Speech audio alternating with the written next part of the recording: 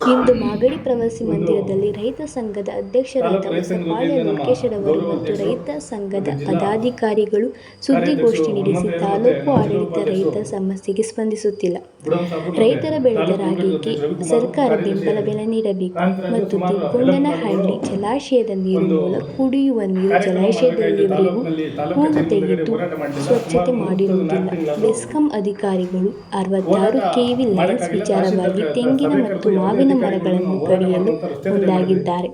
ಈ ಬಗ್ಗೆ ರೈತರಿಗೆ ಯಾವುದೇ ಪರಿಹಾರ ಬಂದಿರುವುದಿಲ್ಲ. ಇಂತಹ ಹಲವಾರು ರೈತರ ಸಮಸ್ಯೆಗಳನ್ನು ಶೀಘ್ರವಾಗಿ ತಾಲೂಕು ಆಡಳಿತ ಬಗೆಹರಿಸಿದ್ದರೆ ಅಕ್ಟೋಬರ್ 18ರಂದು ಸೋಮೇಶ್ವರ ಸರ್ಕಲ್ ಬಳಿ ರಸ್ತೆ ತಡೆ ನಿಲ್ಲಿಸಿ ಪ್ರತಿಭಟನೆ ಮಾಡುವುದಾಗಿ ರೈತರ ಸಂಘ ಅಧ್ಯಕ್ಷರಾದ ಹೊಸಪಾಳ್ಯ ಲೋಕೇಶ್ ಖಡಕ್ ಎಚ್ಚರಿಕೆ ನೀಡಿದ್ದಾರೆ. ಶಾಸಕರು ಸಹ ಈ ಹೋರಾಟದಲ್ಲಿ ಭಾಗಿಯಾಗಿ ಬಂದು ನೋಡಿ ನಾನು ಏನೋ ಸಮಸ್ಯೆ ಬಗೆಹರಿಸ್ತೀನಿ ಅಂತ ಹೇಳಿದ್ರು. ಆ ವಿಚಾರವಾಗಿ ಏನು ಹೇಳ್ತಾ ಇದ್ದೀನಿ ಅಂದರೆ, ಮೊನ್ನೆ AWE ಸಮೇತ ನಮ್ಮ ತೋಟಕ್ಕೆ ಬಂದಿದ್ದು. ನಮ್ಮ ತೋಟಕ್ಕೆ ಬಂದಾಗ ನಾನು ಹೇಳಿದೆ, ಇಲ್ಲಪ್ಪ ನಿಮ್ಮ ಆಫೀಸ್ಗೆ ನಮ್ಮನ್ನು ಗೇಟ್ ಒಳಗಡೆ ಬಿಡಲ್ಲ, ನೀವು ಯಾರನ್ನ ಪರ್ಮಿಷನ್ ತಗೊಂಡು ಬರಬೇಕು, ನಮ್ಮ ತೋಟದಲ್ಲಿ ಹೆಂಗೆ ಬಂದಿದ್ದೀರಿ ನೀವು ಅಂತ ಕೇಳಿದಾಗ ನಾನು ಹೇಳಿದೆ, ಕೇಳಿದಾಗ ಇಲ್ಲ ನಾವು ಬಿಡಿ ಸರ್ ಆಯ್ತು ಹೋಗ್ತೀವಿ ಅಂದರು. ಅದನ್ನು ಹೇಳಿದೆ, ತಾಲೂಕಿನಲ್ಲಿ ಯಾರ ತೋಟಕ್ಕೂ ಕಾಲಿಗೆ ಬೇಡ, ಎಲ್ಲ ರೈತರಿಗೂ ಸಮಸ್ಯೆ ಇದೆ.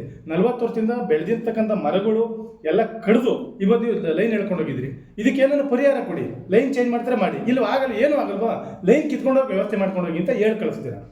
ಅದ್ರ ವಿಚಾರವಾಗಿ ನನಗೆ ಒಂದು ನೋಟಿಸ್ ಕಳಿಸಿದ್ದಾರೆ.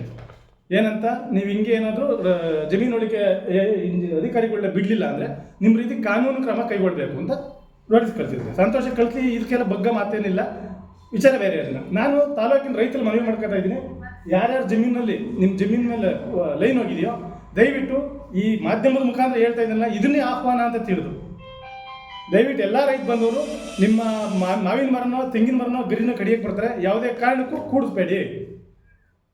ನಮಗೆ ಏನೋ ಸೂಕ್ತ ಪರಿಹಾರ ಕೊಡಲಿ. ನಮಗೆ ಒಂದು 40 ವರ್ಷದಿಂದ ನಾವೇನು ಬೆಳೆಯೋಕ್ಕಾಗಿಲ್ಲ, ಅದ್ರ ಕೆಳಗಡೆ ಸೂಕ್ತ ಪರಿಹಾರ ಕೊಡೋವರೆಗೂ ದಯವಿಟ್ಟು ಯಾವುದೇ ಕಾರಣಕ್ಕೂ ಅಧಿಕಾರಿಗಳನ್ನ ತೋಟದೊಳಗೆ ಕೂಡಿಸ್ಬೇಡಿ ಅಂತ ನಾನು ಮನವಿ ಮಾಡ್ಕೊತಾ ಇದ್ದೀನಿ.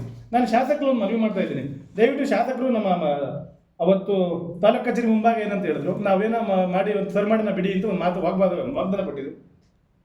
ಈಗಲೂ ಸಹ ನೀವು ಎಂತೆಂತಗೋ ಏನೇನ್ಗೋ ಮಾಡಿದ್ರಿ.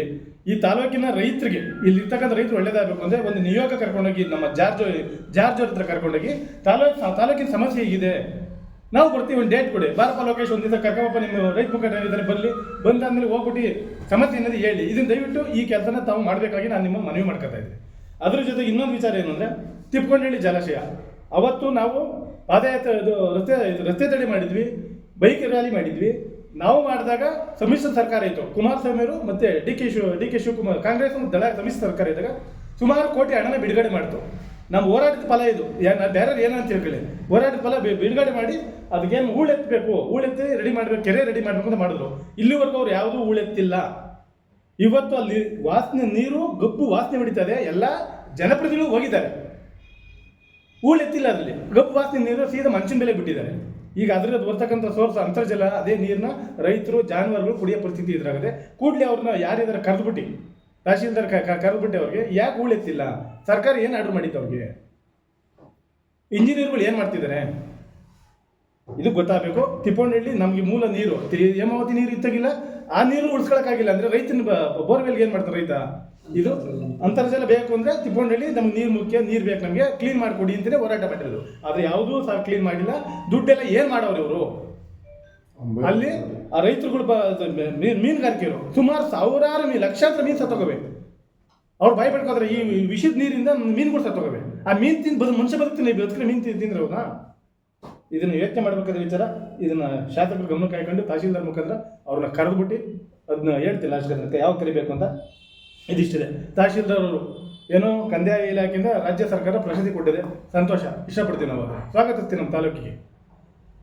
ಎಷ್ಟು ದಿನದಿಂದ ಒಂದು 3 ತಿಂಗಳಾಯ್ತು ನಿಮಗೆ ಕರೆಕ್ಟಾಗಿ ಒಂದು ಸಮಸ್ಯೆ ಬಗೆಹರಿಸಿ ರೈತರ ಇದು KEB ಇರ್ಬೋದು, ಇದು KSRTC ಇರ್ಬೋದು, ಸುಮಾರು ಹಲವಾರು ಸಮಸ್ಯೆ, ದೊಡ್ಡಲೆಯಿಂದ ಈ ವಿಚಾರ ಸುಮಾರು ಸಮಸ್ಯೆ ಮಾಡಿದ್ರು ಇವ್ರು ಬಗೆಹರಿಸೋಕ್ಕಾಗಿಲ್ಲ. ಇವ್ರ ಕೈಲಿ ಒಂದು ಸಭೆ ಕರೆಯೋಕ್ಕಾಗಿಲ್ಲ ಅಧಿಕಾರಿಗಳ್ದ. ಈ ನಿಟ್ಟಿನಲ್ಲಿದೆ. ಆಮೇಲೆ ಇನ್ನೊಂದೇನೆಂದರೆ, ಶಾಸಕರು ಯಾರು ಮೊನ್ನೆ ಬಗರುಕುಂ ಸಾಗುವಳಿ ಚೀಟಿ ಕೊಡ್ತಾ ಇರೋದು, ಸಂತೋಷ ವ್ಯಕ್ತಪಡ್ತೀವಿ. ಅದಕ್ಕೆ ರೈತರು ಕೆಲಸ ಮಾಡಲಿ.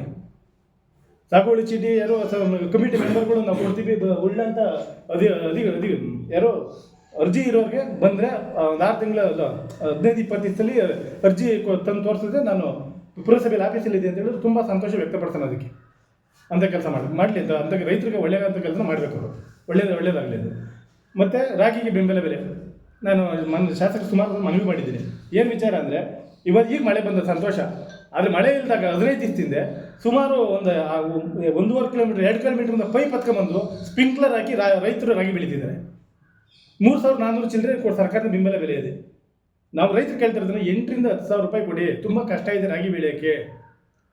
ಆ ತೊಂದರೆ ಈಗ ಬೆಳೀತಾರೆ ರಾಗಿ ಬೆಳೀತಾರೆ ಅಂತ ಗೊತ್ತು, ಅದರಲ್ಲೂ ಇನ್ನೇನು ಒಡೆ ಟೈಮ್ ಈಗಲೇ ಎಲ್ಲ ನಡಬಗ್ಗೆ ಹೋಗಬೇಕು. ಸದ್ಯಕ್ಕೇನು ಮಾಡೋದಿತ್ತು ಚೇತರಿಸ್ಕೊಂಡಿವಿ. ಈಗ ಇದು ಬೆಂಬಲ ಬೆಲೆನ ಘೋಷಣೆ ಮಾಡಲಿ ಅಂತ ಸರ್ಕಾರಕ್ಕೆ ಮನವಿ ಮಾಡಬೇಕು, ಶಾಸಕರು ಮನವಿ ಮಾಡ್ಕೊತಾ ಇದ್ದೀನಿ.